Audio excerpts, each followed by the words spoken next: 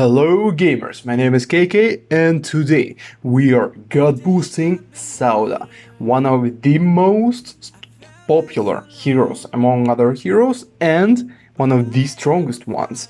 Also, Sauda is probably the easiest hero to play with as she pops all balloon types, she has a good DPS, and pretty much her only drawback is probably her range, even though her range is plenty, because if we compare her to Pet Fusty, her range is like 3 times of his range, and almost perfect hero. So, Sauda.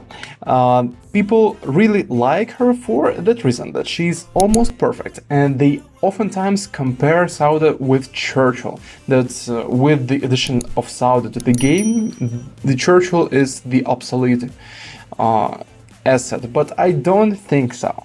Both of these heroes have their own uses, and Sauda does not replace Churchill.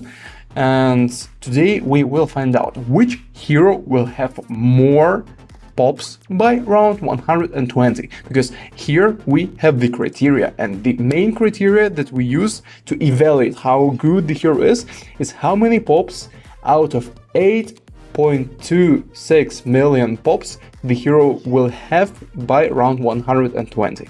Churchill had 7,950,000. Adora had 7.6 million. Quincy had around 6 million. Where would Sauda scale comparing to those heroes, and will she able to beat Churchill? We will find out by the end of this video. So sit back, relax, get some snacks and subscribe now. Let's begin. So Sauda is powerful, but she will need a couple of upgrades, buffs and different stuff that we will use to make her journey to round 100 much easier. What is allowed in this run? Basically all non-damage towers and the Alchemist Permabrew 1, the Homeland Defense Village 2, but we won't use Homeland Defense, but it is allowed, or MIB, whatever. Basically the village that allows you to pop everything, the Ice Tower 0 to 5 and the Glue Gunner 0 to 5. These are essential to stun the balloons. We are allowed to use the hyper boost overclocking ability of the engineer so that we can buff our hero even more, and we are allowed to use the nuclear submarine in order to speed up the ability uses that we can abuse with some of the heroes. Sauda's abilities have pretty small cooldown, so we can use the reactor or nuclear sub to even greater extent.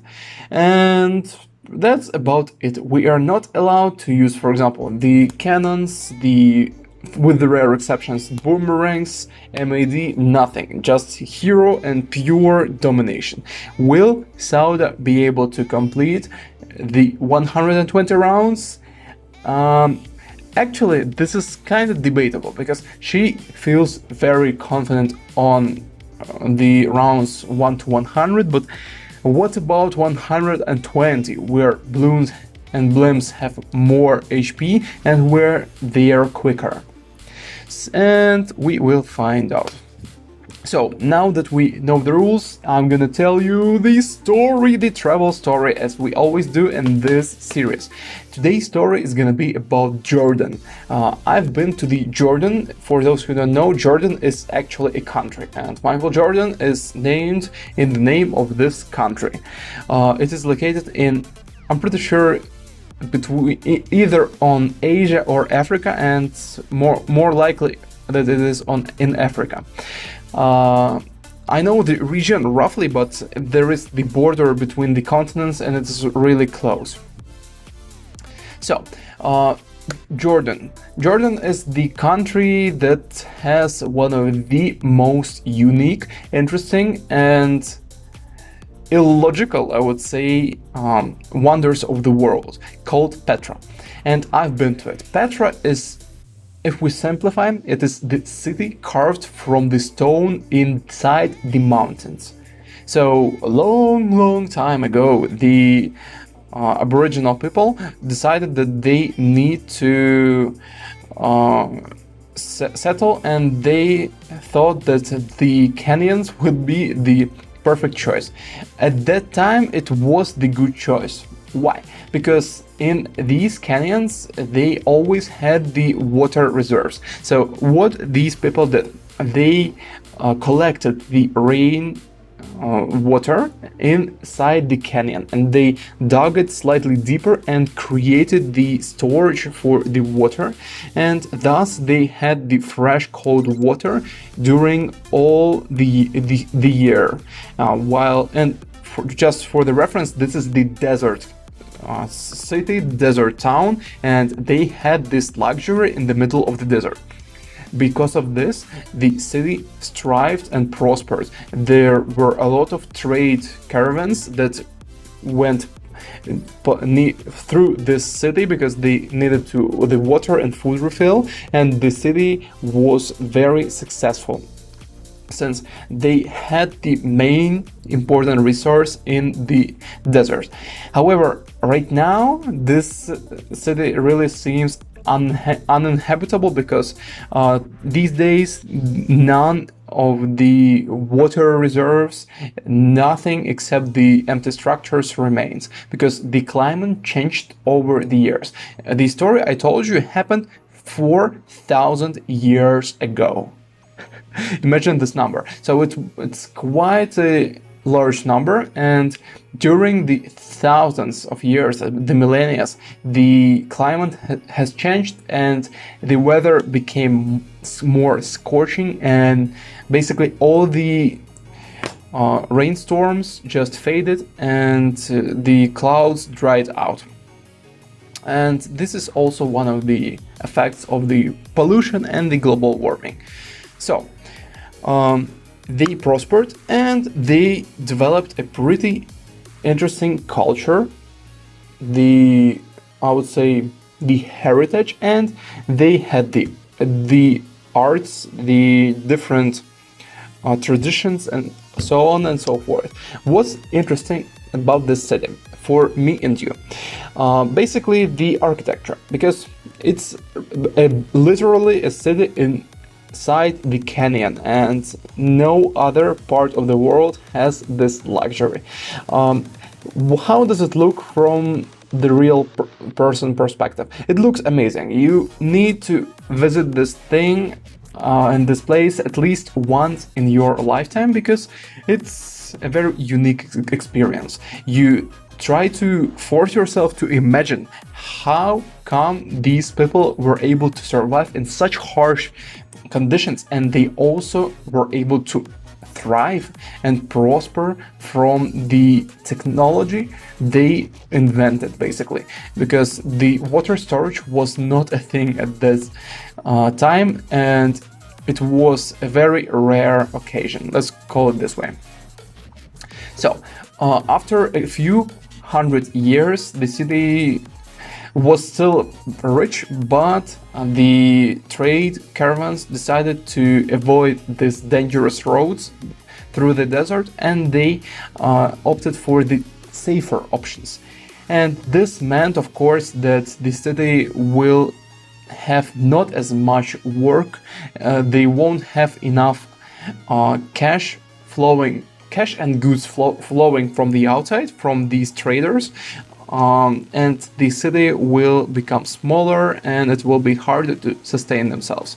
Even though the city still had the good water reserves, this was just not enough. The traders were not able to justify the risks of passing through the desert and losing all of their goods just because of the one stop, let's call it bus stop. It was just not worth it. And they changed the trade routes, and the city began to slowly fade away and not die, but thing is, the city existed for 300 years more after this shift in the trade routes. Some of the inhabitants refused to go away because this is the land of their ancestors and they really like it. But eventually no people lived there. However, in the glory days of this city, the rich people invested quite heavily into the flexing, basically into the culture. And there are a lot of interesting carvings in these canyons. The houses they lived in usually had multiple rooms. Look, what I'm gonna tell you is not gonna impress you like in the modern day, but imagine yourself like 4,000 years ago, when people didn't wash themselves like for half a year, when there were a lot of brutal and stupid stuff. And now that we're ooga booga level of development, think about this. This tiny nation was able to create and architect the multi-bedroom apartments inside the mountains. They had the living room, they had the kitchen, they had the toilets, etc., all separate, and they invented the good washing, let's call it, room with the rainwater. They didn't have manual. They didn't have the automatic heating like we have, but they could heat up the water with the sun, because sun over there on the surface, because this was like, I would say 20 meters below the surface level inside the canyon, so near the bottom. And they are able to heat up the water using the sun, because on the surface the weather, it could reach like 50 to 60 degrees Celsius in the midday, like when the sun is blazes the strongest.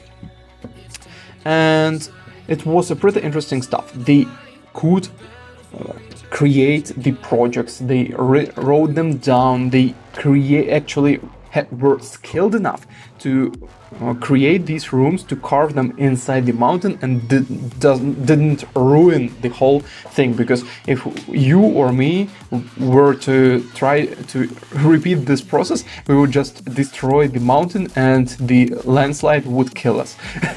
And they were skilled enough, which is wonderful. And they also had some arts. It's like similar to the Egyptians. You know, the trademark of the Egyptian culture is their drawings of the birds, of the gods that they worshipped, etc. And these guys also had these similar drawings on the walls of their multi-bedroom in mountain apartments. And basically this nation was much more developed than the other nations in this region, and it was very interesting to observe. And also the photos at night there are they're on the fucking next level. Just Google the Petra, Petra, Petra. You will see these photos. Like, I wish I was photographer at the time when I visited it, because I used to work full-time as the photographer for some time in my life, but not anymore. But I wish I was the photographer at that time of my life, because the photos there are just at night, especially at night. And let's get back to our video. So Sauda is handling everything pretty easily, as you can see, and her support towers actually do help, because we need the blimps to be in one freaking place, because otherwise it's gonna be a bit difficult. I decided to sell the glue gunner because it took way too much time for the Sauda to reach the blimps, and the ice tower and the glue gunner both reach the towers before Sauda. And look at these bed balloons, like it's easy. we freaking shred them. Boom. Sauda is, as you probably expected, one of the strongest heroes in the game in terms of DPS, and now I just showing you that we really need those stunning towers, because otherwise, if this was bad, like, she struggles a bit with those. With these omegas, and beds might actually be pretty dangerous. So, the result is 6.6 million pops, and she could still go even further. So really solid hero, but not even close to Churchill's 7.9 million. Guys, press the like or dislike button right now, depending on what you think about this video. Tell me if you wanna visit the Petra, if you like the Sauda as the hero, and see ya in the next one. Subscribe now.